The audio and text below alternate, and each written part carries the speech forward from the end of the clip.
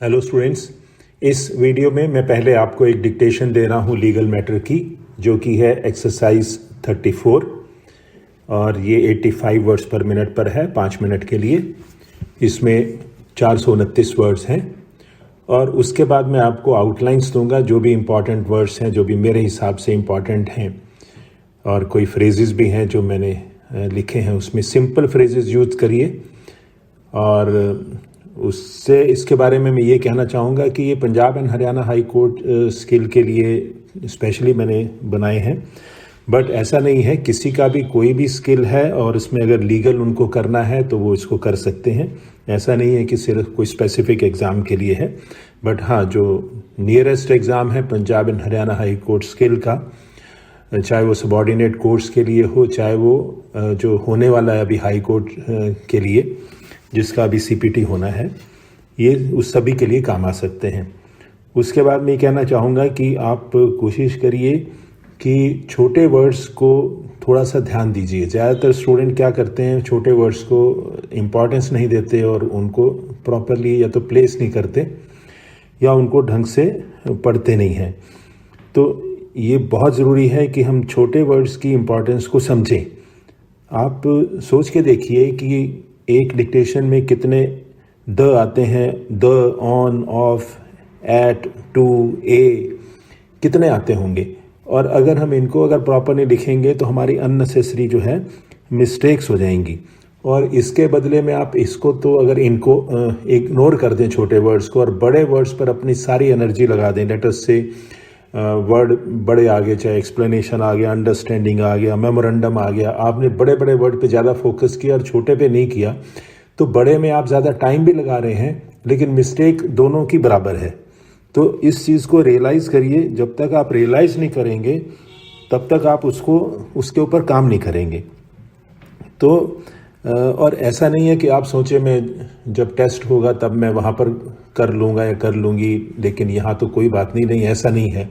जो हैबिट जिस तरह की आपको है, चाहे वो शॉर्ट हैंड लिखने की हो, चाहे वो अपने आप को ऑर्गेनाइज रखने की बात हो, चाहे वो टाइपिंग की बात हो, जो भी हैबिट यहाँ पर है, जिस हिसाब से आप यहाँ कर रहे हैं, वहाँ से वहाँ जाकर आप इससे 19 का 20 नहीं कर सकते, हो सकता है 18 हो जाए। तो ये ध्यान में रखिएगा कि जब जो आपको प्रैक्टिस जो आते हैं यहाँ पर हैं वही रिपीट होते हैं। नॉर्मली उस वक्त आदमी इतना कॉन्शियस होकर नहीं करता कि हाँ थोड़ा सा फ़र्क हो सकता है, लेकिन इतना नहीं होता।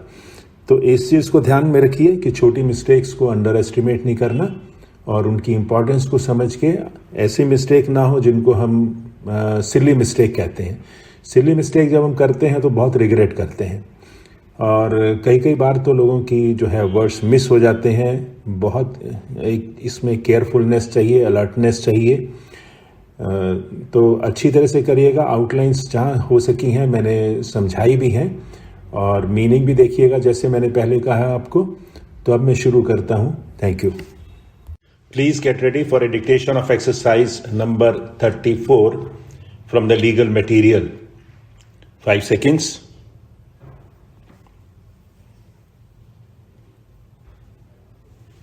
Start.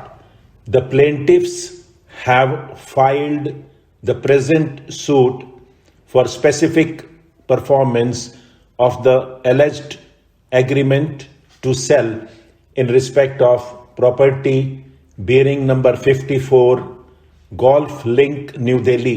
Stop. The total agreement was for rupees 14 crores, out of which rupees 6 crores were admittedly paid by the plaintiffs to the defendants, and the remaining rupees 8 crores were also deposited in this court by the plaintiffs and are lying in this court. The main case of the defendant is that the alleged document is a memorandum of understanding which cannot be termed as agreement, as there was no proper authorization to the person who signed the MOU in respect of the suit property, nor the board of management was competent to authorize any person in that behalf. Stop. Now I shall deal with all the 5 applications filed by the parties. Stop. The first application has been filed by the plaintiffs mainly on the ground that the defendant is trying to delay the proceedings on several reasons, and there has been an increase in price of the property which has taken place and may also take place in future when the suit comes up for hearing, and in order to avoid any such defense of increased property rates at the final stage of the suit, and in order to show bona fide the plaintiffs who have always been ready and willing to pay the balance consideration, have deposited the balance sum payable under the agreement to sell to the tune of rupees 8 crores, and it is also stated that the defendant can have no possible objection to withdraw the said amount from the court. Stop. The check was enclosed with the present application, and following orders were passed when the notice of this application was issued. Stop. In the meanwhile, the check filed along with the application in favor of the Registrar General of this court shall be encashed and be treated as deposit in the court without prejudice to the rights and contentions of the parties. Stop. The said deposit shall await further orders. Stop. The defendant, on the other hand, has opposed the application on the ground that since there is no contract between the parties and the alleged document dated 3/12/2003 is merely a MOU, and since a pre-contract under the law is not a contract, therefore the suit itself is liable to be dismissed, and the plaintiffs should not be allowed to deposit the said amount, and the amount already deposited by the plaintiffs should be returned to the plaintiffs due to the reason that the suit itself is not maintainable. Stop. अब देखते हैं outline इसी exercise 34 की। सबसे पहले है प्लेंटिफ्स, देख रहे हैं प्लेंटिफ्स, प्लेंट लिखना है छोटा और उसके बाद FS, प्लेंटिफ्स। नेक्स्ट है एग्रीमेंट टू सेल। हालांकि आउटलाइन सिंपल है लेकिन मैंने इसलिए दिया है कि एग्रीमेंट टू सेल में A और S जो है वो कैपिटल आएगा, क्योंकि एक क्या कहूँ, जैसे MOU होता है वैसे ही एक एक्सेप्टेड प्रेवलेंट एक्सेप्टेड ये एक टर्म है, सब जानते हैं। एग्रीमेंट टू सेल होता है, सेल डीड से पहले एग्रीमेंट टू सेल होता है ऑलवेज। और उसके बाद है गोल्फ लिंक। गोल्फ लिंक में मैंने नीचे डबल टिक दिए हैं और इसलिए दिए हैं कि आप दूर से पता लगे कि ये नॉर्मल इंग्लिश का वर्ड नहीं है और ये स्पेशल वर्ड है। तो golf link is a place. उसके बाद न्यू दिल्ली है, न्यू दिल्ली के नीचे भी डबल टिक दिए हैं। नेक्स्ट वर्ड है एडमिटेडली, देख सकते हैं एडमिटेडली आउटलाइन। उसके बाद है डिफेंडेंट और डिफेंडेंट्स। इसमें देखिए डिफरेंस आपको करना पड़ेगा सिंगुलर प्लूरल में, नहीं तो मिस्टेक हो जाएगी, और बड़े ध्यान से करना है। छोटी सी आउटलाइन है और इसमें अगर आपने उसको हुक को एस बना दिया तो आप इसको ठीक नहीं पढ़ पाएंगे, तो डिफेंडेंट्स को ध्यान से लिखिएगा। Next is memorandum of understanding. इसमें भी मैंने डबल टिक दिए नीचे। इसका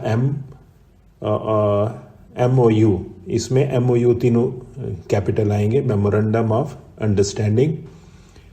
मेमोरेंडम की पूरी आउटलाइन भी मैंने दी है और बीच में डिक्टेशन में कहीं MOU भी आया है, तो आपको MOU ही लिखना, जैसे बोला गया वैसे ही लिखना है, उसको डिटेल में नहीं लिखना, जैसे बोला जाए वैसे ही आपने उसको टाइप करके देना है। नेक्स्ट है ऑथराइजेशन।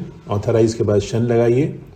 उसके बाद मैंने वर्ड्स दिए हैं, हालांकि छोटे वर्ड्स हैं लेकिन मैंने नोइंगली दिए हैं इसमें, कि साइंड जब भी आप लिखेंगे तो कोशिश करिएगा कि आई भी लगाइए।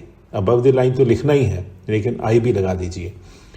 और सूट जब लिखेंगे तो सूट के साथ भी हो तो कोशिश करें कि ऊ लगा दीजिए। उसके बाद है, मैंने दोनों बताया आपको, इन स्पाइट ऑफ और इन रिस्पेक्ट ऑफ। ये नॉर्मली जो है स्टूडेंट्स इसमें ढंग से लिखते नहीं हैं, हालांकि अगर साफ लिखो तो साफ पढ़ा भी जाता है।